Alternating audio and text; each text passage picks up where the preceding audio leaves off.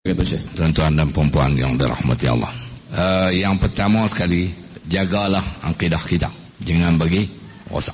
Kemudian yang kedua, mengaji rajin-rajin, dan mengaji ini takkan habis selagi hayat di kandung badan. Hayat putih daripada badan baru berhenti mengaji. Dan yang ketiga, tuan-tuan dan puan-puan yang dirahmati Allah, dalam kita nak mengaji ini hendaklah kita berguru. Cari haji ini, haji Google tu boleh jugalah. Tapi ingat, lah ni orang dapat ilmu cukup mudah dengan maya ilmu melalui maya. Dia tekan Google, tekan internet dan seumpamanya, dia dapat ilmu, termasuk ilmu agama. Yang jadi rosak atau silap amalan kerana apa? Dia tekan tu, dia percaya tu. Dia tidak bertanya kepada orang yang ahli tentang sesuatu yang dia kaji itu. Tu kita kena berdamping dengan ulama. Tu nak bantuan. Dalam hidup kita ni, kalau kita ketepikan ulama, maka kita akan jadi lam mim bawau kerbau. Dia tu. Kalau kita ketepikan ulama, kita akan jadi lam mim bawau kerbau. Sebab apa? Sebab Imam Hasan Basri kata, saya tengok abang orang kata lah, laulal ulama'u lasara nas mislal bahaim. Kalau tak kerana ulama, ataupun kalau tak ada ulama, nescaya manusia jadi macam binatang. Jadi saya kata kerbau tadi betul ya? Adakah kerbau itu barang mainan? Tidak, kerbau itu adalah binatang. Maka manusia kalau dia jauh daripada ulama, sah dia jadi kerbau. Sah dia jadi kerbau. Sebab tu orang selalu membandingkan manusia dengan kerbau. Bahkan bandingan manusia dengan kerbau dan lembu ni ada sebut dalam Quran. Allah kata apa? Walaqad zara'na li jahannama katsiran minal jinni wal ins lahum qulubun la yafqahuna biha wa lahum a'yunun la yubsiruna biha wa lahum adhanun la yasma'una biha ulaika kal an'am bal hum adall ulaika humul ghafilun. Sesungguhnya kami sediakan untuk menjadi penghuni neraka jahanam ini kebanyakan jin dan manusia. Pasal apa? Ada mata hati tidak mau merenung berfikir dengannya. Ada mata biji mata hitam tak mau melihat yang baik-baik. Ada telinga tak mau mendengar yang baik-baik. Pasal apa? Allah kata mereka itu seperti an'am. An'am ni binatang ternak. Binatang ternak ada 5 jenis. Apa dah? Lembu, unta, lembu, kerbau, kambing dan biri-biri. Tuan-tuan pilihlah tuan-tuan nak jadi hak mana. Kalau tak mau nak guna hak 3 panca indera yang Allah Ta'ala kata tadi ni, ulaika kal an'am, mereka macam binatang an'am, binatang ternak, iaitu 5, unta, lembu, kerbau, kambing dan biri-biri. Tapi orang lebih senang memilih kerbau dan lembu. Sebab unta jauh daripada kita. Hang ni macam kerbau tu, hang ni macam lembu, lebih kurang tu. Balhum adal, bahkan mereka lebih teruk, lebih sesat daripada kerbau dan lembu. Pasal apa? Ulaika humul ghafilun. Pasal pokok ni lalai. Betul manusia kalau dia jauh pada ulama je tu. Pasal tak ada orang yang nak menyampaikan kepada mereka. Orang nak menyampaikan dia pun hina lebih kurang. Bukankah ulama itu waris Nabi? Betul tak? Bila manusia lebih teruk daripada kerbau dan lembu, perbuatan tingkah laku dia macam nak kata? Macam nak kata? Lembu pun tak kemak nak buat hak manusia buat. Sungguh. Lembu ni apa tabiat ada? Dia makan, minum, tidur. Itu dia tak pergi di Tesco. Kalau dia pergi pun duduk luar orang tak pergi masuk. 3 ni makan, minum, tidur. Makan, minum, tidur, menikah. 3. Makan, minum, makan, minum kau sekali ya. Makan, minum, lepas tu tidur, menikah. 3 kali. Ni kerja lembu. Hari-hari kerja dia tu. Tapi manusia kalau lebih teruk dari lembu tak buat benda tu. Lembu ni makan, dia tak peduli hal haram. Betul tak? Dia tak peduli haram. Dia masuk rumah kawan tu tanah rumput bagus, rumput kapek, jurus setiap hari. Tapi hari tu pagar tak tutup. Lembu masuk, kawan tu meneruh dalam rumah. Lembu 4 ekor, mak seekor, lepas tu anak 3 ekor. Pak tak tahu pergi mana. Pak lembu kan. Dia masuk, dia pagut rumput kapek tu. Pak Haji keluar, Allah rumput aku. Dia hamat lembu tu. Lembu tu tak lari. Pak Haji cerok cuka atas lembu, maka Pak Haji jadi lembu. Nampak? Lembu pun makan tak ada yang kenyang, keluar pergi rumah sebelah. Pergi rumah sebelah tengok rumah Tok Bidan. Ada sirih. Tok Bidan makan sirih. Sirih di junjungan, lembu dipagut sirih. Tok Bidan duduk dalam bilik ya. Keluar. Allah, sirih aku lembu makan. Tak ada yang kenyang. Lembu keluar. Kena amat pergi rumah sebelah. Rumah sebelah ada serai. Dia makan tinggal tunggui. tuan rumah tengok Allah serai hambat lembu 4 ekor mana dan kenyang. Dia pergi rumah sebelah yang keempat ada pokok bunga raya. Dia makan tuan rumah tengok hambat pergi tak ada kenyang. Dia pergi rumah nombor 5 tak ada tuan. Pergi rumah nombor 5 tak ada. Rumpun menghijau. Pergi tak tahu mak lembu ajak keluar. Anak lembu kata, mak ni bagus ni, mari kita makan. Tuan rumah tak? Mak dia tak boleh. Pasal apa mak? Hak ni ketum. Tu lembu kata hak ni ketum. Anak lembu kata orang makan tak apa. Mak lembu kata depa teruk pada kita. Lebih kurang tu lah. Jadi tuan-tuan dan puan-puan yang dirahmati Allah, kena pakai ulama. Kemudian dalam kita beramal, akidah juga dalam beramal. Ni pun dewasa ini dia jadi pening sikit dan konteks kita beramal. Sebab di antara tugas utama kita sebagai hamba Allah setelah berakidah, Nabi mai ajak kita supaya apa? Menyembah Allah Subhanahu wa taala. Beramallah kita. Sebab kita percaya kepada alam yang satu lagi, iaitu alam akhirat.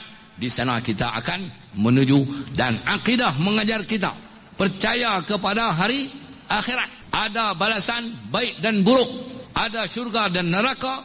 Kerana mengharapkan balasan yang baik itu, maka dibeli dengan amalan yang diperintahkan oleh Allah Subhanahu wa taala. Maka kita beramal.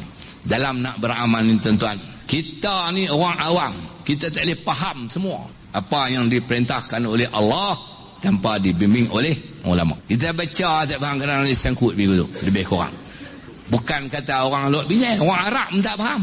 Yang mana Al-Quran diturunkan dalam bahasa Arab pun tak faham. Dengan sebab itu tuan-tuan dan puan-puan yang dirahmati Allah, kita menyaksikan kewujudan mazhab-mazhab. Pasal apa ada mazhab ni? Di dalam nak menghuraikan dan mensyarahkan maksud sesuatu yang diperintahkan oleh Allah Subhanahu wa taala. Kita ada mazhab yang popular ni, ada 4 ni. Mazhab yang paling tua ni, imam paling pertama mazhab Hanafi, Imam Abu Hanifah. Kemudian nombor 2 Malik bin Anas. Kemudian yang ketiga Syafi'i, dan yang keempat Hanbali. Dia punya pengikut mazhab ni ikut taburan di dunia lah ni, abang tuan, taburan di dunia ni. Mazhab Hanafi India tu keseluruhan tu di India, Pakistan, Bangladesh tu, dan sebahagian daripada negara-negara Arab. Di Mesir ada sikit, di Iraq ada mazhab Hanafi. Mazhab nombor 2 Maliki. Mazhab Maliki ni dia punya taburan pengikutnya yang paling ramai kebanyakan berada di barat Afrika. Mazhab Syafi'i kebanyakan pengikutnya banyak berada di Asia, terutama di Asia Tenggara. Dan mazhab Hanbali ada pokok utama di Arab Saudi ya. Tu mazhab ni. Kita dalam mazhab ni ada setengah orang tak payah pakai mazhab lah. Pasal kita ikut Rasul tu betul lah ikut Rasul, tapi dalam menghuraikan benda ni, imam mazhab tu syarah kita ni bukan reti, bukan sampai darjat boleh beristihad dan seumpamanya. Jadi kita pegang pada mazhab. Jadi bila pegang pada mazhab, boleh tak kita campur-campur? Orang luar binyai ni ada 4 hotel rumah, misalnya kita 2 hotel rumah Syafi'i, 2 hotel rumah Syafi'i, 50 Hanafi, 30 Hanbali, hak lebihnya Maliki. Boleh tak gitu? Timang kena nanti pak jadi celau habis. Satu. Dan yang kedua, dan kita beramal ikut mazhab, min rojak habis semua, maka amalan kita tidak sah, tidak diterima oleh Allah Subhanahu wa taala. Pasal apa? Berdasarkan konsep kepahaman. Contoh satu saya bagi. Orang perempuan lelaki cerai. Orang perempuan lelaki cerai. Dalam Quran kata wal mutallaqatu yatarabbasna bi anfusihinna salasata quru. Perempuan-perempuan yang diceraikan, mana isteri-isteri yang diceraikan, hendaklah mereka beriddah, hendaklah mereka menanti tempoh 3 quru. Mana tempoh iddah? 3 quru. Di dalam mensyarahkan makna quru ni, dia main dalam bentuk yang umum, maka imam-imam mazhab berdasarkan kepahaman mereka dia syarahlah. Contohnya dalam mazhab Syafi'i mentarifkan, memahami maksud quru itu adalah suci. Mazhab Hanafi memahami quru itu adalah haid. Tu. Jadi kalau orang pegang Hanbali mai 3 kali haid, habis dah. Kalau mazhab Syafi'i 3 kali suci. Tu contoh dia. Yang kedua, bagi contoh, kalau kita pegang orang perempuan ketika kita sedang berwuduk, kita berwuduk ni pegang orang perempuan, dalam mazhab kita batal wuduk. Sama ada perempuan tu bini kita, apatah lagi bini orang. Faham tak? Okey. Tu yang budak-budak ni Ustaz nak tanya sikit. Pasal apa ayah pegang tangan cik tak batal wudu? Pasal apa ayah pegang tangan mak cik batal wudu? Ustaz pening. Kalau dia nama Zulkifli memang tak batal lah. Bukan kata pegang rumugum tak batal. Tu nak cerita kalau pegang pada mazhab Hanbali contohnya, Maliki contohnya, tak batal wudu. Tapi dalam mazhab Syafi'i maka batal wudu. Jadi sebab tu Pak Haji duk nak bini yang main naik motor dengan bini belakang yang duk rapat tu bukan tidak berkasih sayang. Dia sayang kepada wuduknya. Dia naik motor siap-siap dengan Mak Haji duk belakang. Awak tak rapat. Sayang pada wudukku. Hang tak sayang pada aku, dah balik masjid nanti aku sayang padamu. Lebih kurang tu lah. Sebab asasnya pasal ajnabi. Pasal apa ajnabi? Ni mak saya jadi bini pak saya betul ya? Pasal mak hang ajnabi. Kalau mahram tak boleh menikah. Pasal mak hang ajnabi dengan pak hang betul boleh menikah. Maka batal wuduk. Hatu nak buat macam mana? Tak mau pergi batal wuduk. Terus pegang. Ni nak kapok, nak kapok tak ada masalah. Suruh mu'am pegang pakai sarung tangan hat tebal. Tukir mu beri tebal-tebal, lepas tu bawa guni jaluk, kapok perang. Tak betul ya? Tak ada masalah. Tu contoh dia. Jadi saya nak abang tuan ni orang ramai mazhab ikut dan hak ni dia buat mazhab ni. Tambah dalam satu ibadat. Dia pakai mazhab macam-macam. Tak sah ibadat dah. Jadi cara umum saya nak abang tuan kita pegang pada mazhab yang kita berpegang sekarang. Saya suruh lah dalam mazhab konteks kita ni Syafi'i lah. Campur aduk jadi keliru habis masyarakat. Jadi kita amal elok-elok melainkan ulama ada dalam keadaan yang terpaksa tiada pilihan melainkan dalam sesuatu bidang terpaksa ambil mazhab yang lain, maka pada ketika itu dibolehkan. Contoh dalam masalah bayar zakat ni contoh. Dalam mazhab Syafi'i, mazhab kita tak sah bayar zakat dengan nilai.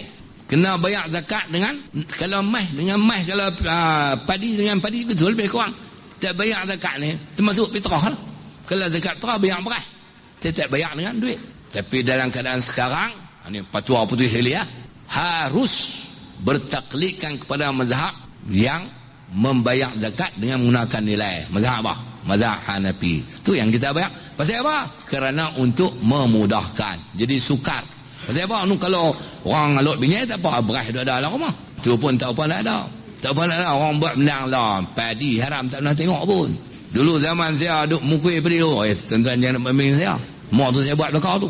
Ikut belakang kebawah tu. Cah! Hai! Saya biasa. Tu pasal budak-budak lah menang hati. Cah! Hai! Kebawah jalan. Hari tu orang pekan main duk belajar. Dia cah! Kebawah tak jalan. Pasal apa? Cah tu bini dia kebawah tak jalan. Itu contoh dalam keadaan tu. Macam orang pergi Mekah.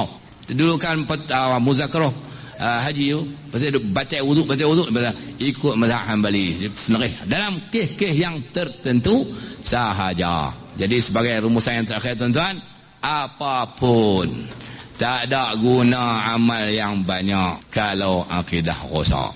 Betul? Tak ada arti kehidupan dalam dunia ini kalau tiada akidah. Maka pokok pangkalnya adalah akidah. Marilah kita sama-sama jaga akidah kita. Tapi tuan-tuan, jangan mementingkan diri. Marilah sama-sama tengok juga akidah ahli keluarga kita. Marilah sama-sama kita pupuk akidah yang betul, akidah yang sahih dari kalangan masyarakat kita, umat Nabi Muhammad sallallahu alaihi wasallam. Semoga dengan akidah yang betul menjadikan kita boleh beriltizam, mentatbikkan syariat Allah Subhanahu wa taala, dan akhirnya Allah tamatkan kesudahan kita dengan kesudahan yang baik. Jadi kalau salah silap minta maaf banyak-banyaklah. Aku qauli hadza wassalamu alaikum warahmatullahi wabarakatuh.